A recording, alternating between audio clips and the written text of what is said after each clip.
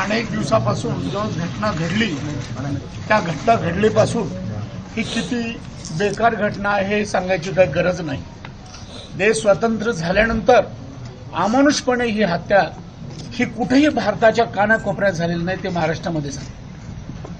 आदरणीय अण्णांनी आणि साहेबांनी खासदार साहेबांनी प्रश्न उपस्थित करून त्यांचे तर आभार मानणं थोडं कमीच आहे, पण इतकी निर्गुण हत्या होणं हे समाजाला लांछन आहे.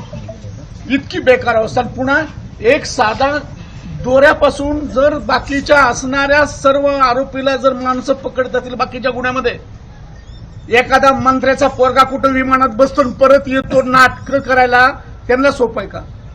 आणि इथं इतकी निर्गुण हत्या झाली असताना सुद्धा एका साधा चिल्लर माणसं, कोण चिल्लर, ही जिल्ह्यातली माणसं आहेत, म्हणजे एसपीच्या अंतर्गत आहे.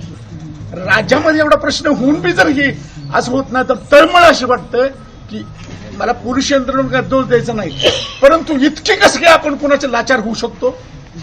इतकं कसं काय होऊ शकतो? आपली ड्युटी, आपलं कर्तव्य का विसरू शकतो आपण? या देशाच्या पायीक आहेत आपण आपल्या ड्युट्या जर टाईट केल्या नाही काही सुद्धा होणार नाही.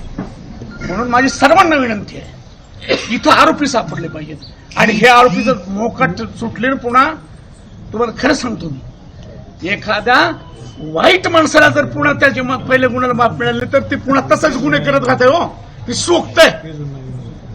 मग अशी सोखलेली माणसं जर समाजामध्ये मोकाट फिरायला लागली आणि त्याला जर आश्रय आणि इज्जत मिळाली ना, एकेकाळी भ्रष्ट माणसाला समाजामध्ये किंमत नव्हती म्हणून समाज व्यवस्थित चालत होता. आता भ्रष्ट माणसाला किंमत आली हो, आणि त्याच्याच उद्ध्वस्त करू लागलो आपण.